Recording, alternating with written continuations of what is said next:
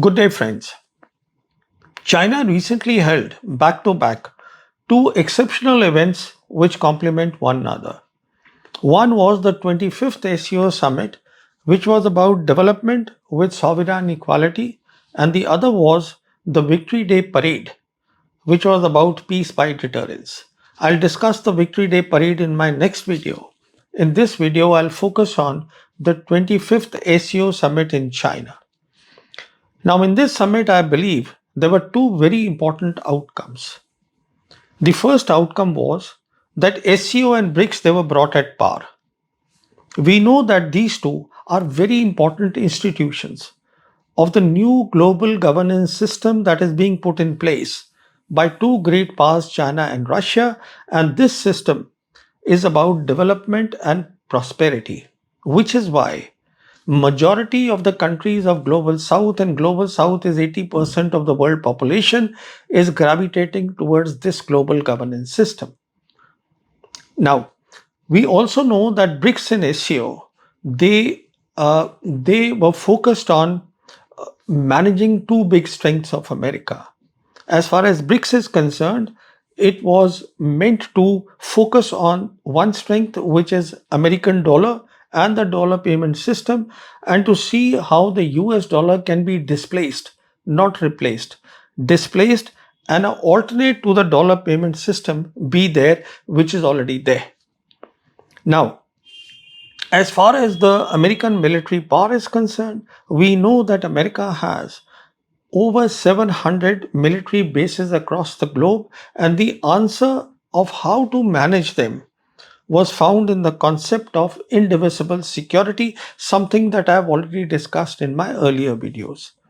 Now, the question is, what does it mean when I say that they have been brought at par, the SCO and BRICS? First, what is the evidence of that?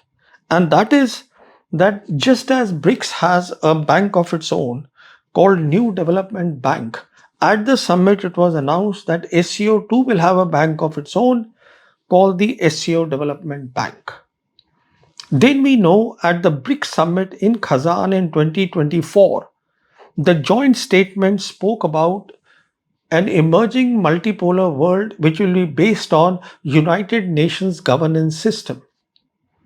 Now, this is exactly what at this summit, President Xi Jinping, he said when he spoke of a new initiative called Global Governance Initiative.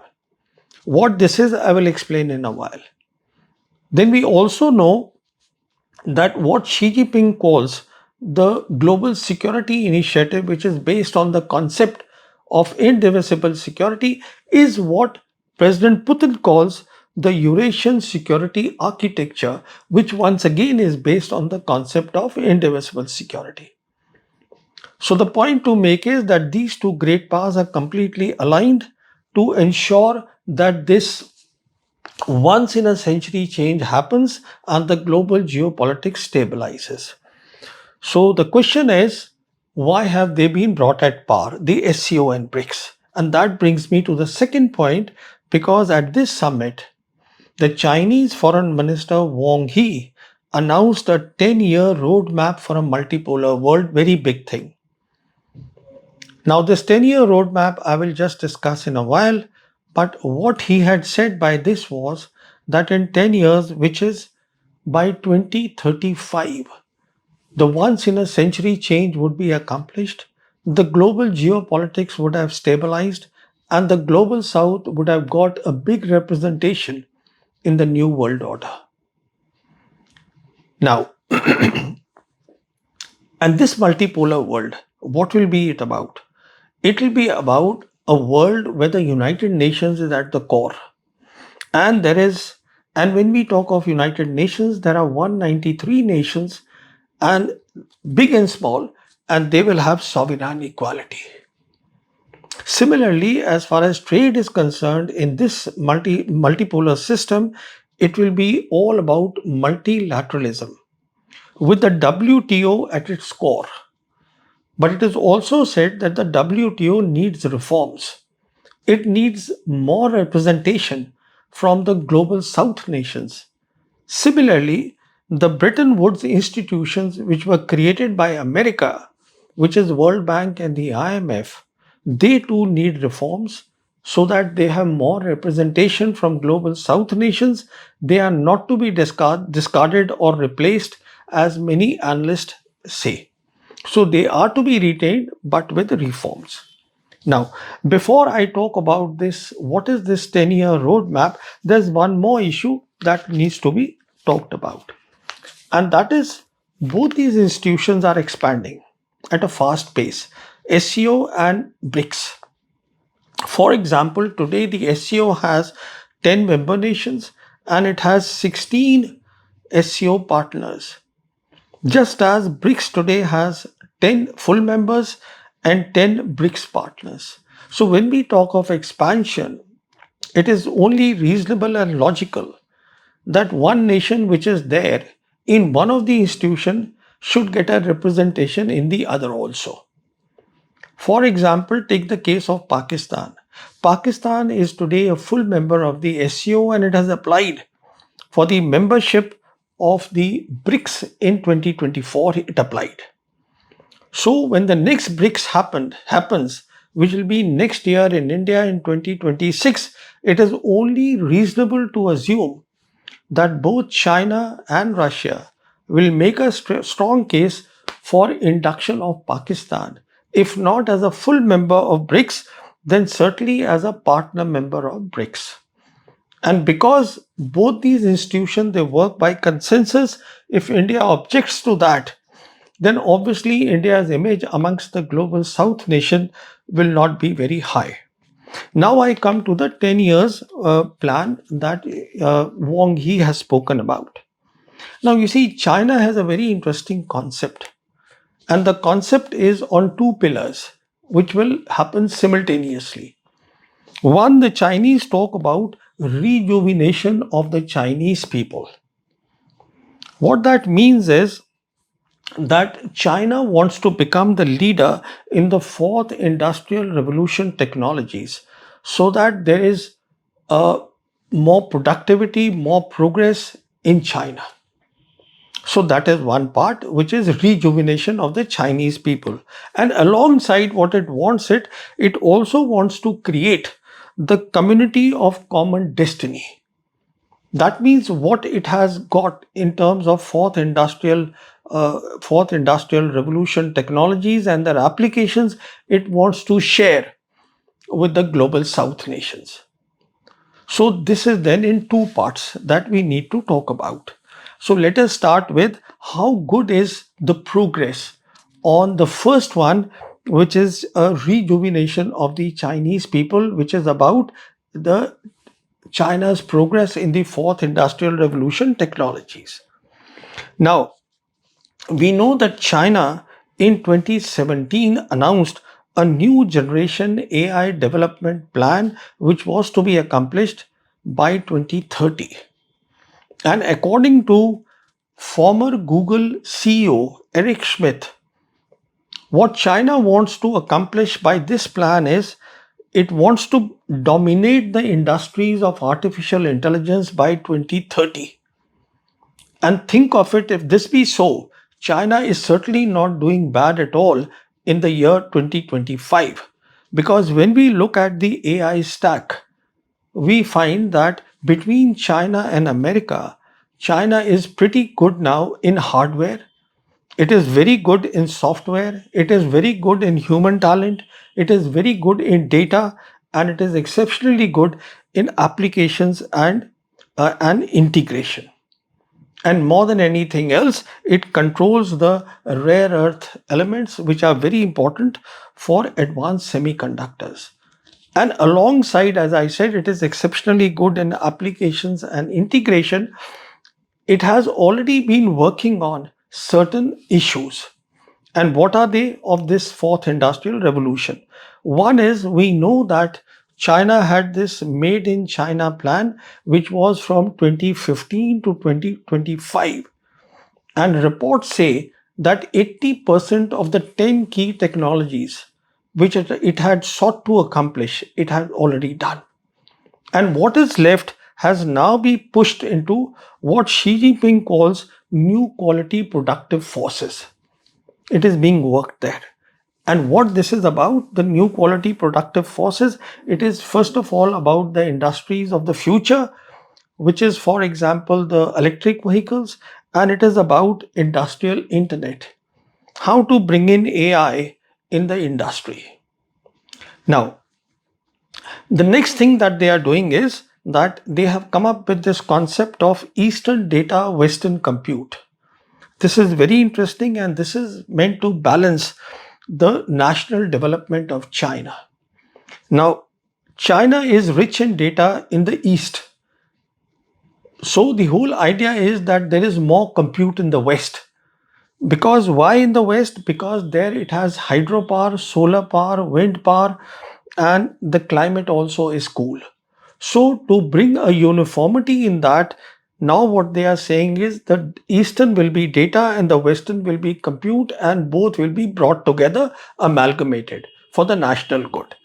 And next, we know that China has been working on strengthening the local supply chains of the fourth industrial technologies. Now, more than anything else, we know that in February 2026, China will announce its 15th five-year plan, which is a plan from 2026 to 2030. And there we will see what sort of technologies are there. And we'll get to know this in the two sessions, which normally happen in the month of February. So the point to make is that as far as rejuvenation of the Chinese people is concerned, it seems to be on track. Now let's see, as I said, the next part is the community of common destiny. Here, once again, there are two things. One is that there are many countries, something like 150 countries in the world out of 193 nations, which are on board the Belt and Road Initiative. Now, in the Belt and Road, we know that already Chinese are working on the step 2, which is the Digital Silk Road, which is about cyberspace, hardware and software connectivity. The hardware is about Beidou satellite navigation system, which is very much in place. It's a global system. And then it is about laying the fiber optic cables. It is about the subsea cables. All this is in place. And as a preparation for to taking it to the global South nations, as a preparation now, the rollout of 5G also is going at a fast pace as far as China is concerned, and China is already working on the 6G communications. We know that this telecom cycle of 5 to 6G, each generation is about 10 years. So the rollout of 6th generation in China is expected to be by 2030. And when we talk of Pakistan, Pakistan recently signed the CPEC 2, which means that one of the key things that should happen under CPEC 2 is the rollout of 5G technologies in preparation for the software cyberspace connectivity. So this is one part, the countries which have signed the Belt and Road Initiative. Then there are so many countries which may not have signed the BRI. So for them, there are the various initiatives. In fact, these initiatives are applicable to both those who have not signed as well as the BRI nation. And we see that when the Chinese president announced the Global Governance Initiative, this is really a all-encompassing initiative. That means it brings together the 5 initiatives already announced by Chinese President Xi Jinping. It just gets them all together, and everything is happening under the United Nations. For example, in 2020, the Chinese announced the Global Data Security Initiative. This was very important. It was about governance of the raw material, the data assets and data management. Next, in 2021, Xi Jinping announced the Global Development Initiative, and this was about how to accomplish the United Nations Agenda 2030 agenda of its 17 Sustainable Development Goals. This whole thing is not going very well, but China is contributed or has contributed a lot to this Global Development Initiative. Next is in 2023, Xi Jinping announced the Global Security Initiative. I have already said this is about indivisible security. And in 2023, again, Xi Jinping announced. See, all these initiatives are being announced by the president himself, and hence their importance. Another thing announced in 2023 was the Global AI Governance Initiative. Very important. This is to ensure that the policies and procedures for the use of AI systems so that they function correctly uh, and they are able to accomplish their goals. Now, when we say function correctly, that means they are cyber secure, they have the interoperability for e commerce backed by artificial intelligence. Then next was 2024, Xi Jinping announced the Global Civilization Initiative, which is about people to people contact, not interfering in the internal affairs of any nation. So all this was announced. So when we look at the whole package, it becomes very clear that China is contributing a lot to what it says, building a community of common destiny. And at this particular summit, SCO Summit, also what was announced were certain things concerning development and certain things concerning security. For example, regarding development, it was announced that there will be three major platforms for China SCO cooperation. They will deal with energy, they will deal with green industry, sorry, and they will deal with digital economy. And along with that, there will be an artificial intelligence application cooperation center. And regarding security, four security centers are to be set up. One is on security challenges and threat. Then it is about information security. Then it is about transnational crimes, and it is about anti-drug crimes. Anti-drug center. Sorry. So the point I'm making is that when the 10-year roadmap has been announced by Wang He, it is very clear that this is all doable, this is plausible. And as I said, the two great powers are working alongside, working on this once in a century change. Now, I want to say something on India because India has the BRICS presidency for 2026, which is next year. India will face three big challenges in 2026. One is the challenge regarding the BRICS expansion. Like I said, the induction of Pakistan will be a big issue for India.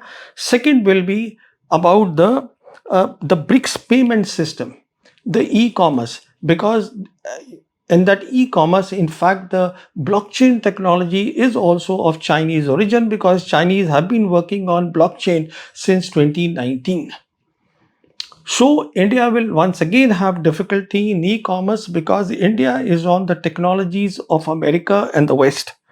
And the third, of course, is that with Trump administration already creating a lot of troubles for India, the Indo-US relations will not go very well if India is to hold this BRICS presidency next year. Now, one of the Western, rather American expert, he said that India is geopolitically promiscuous. Now, he actually made a big point. So my point is that 2026 will be a very rough time for India. Thank you so much.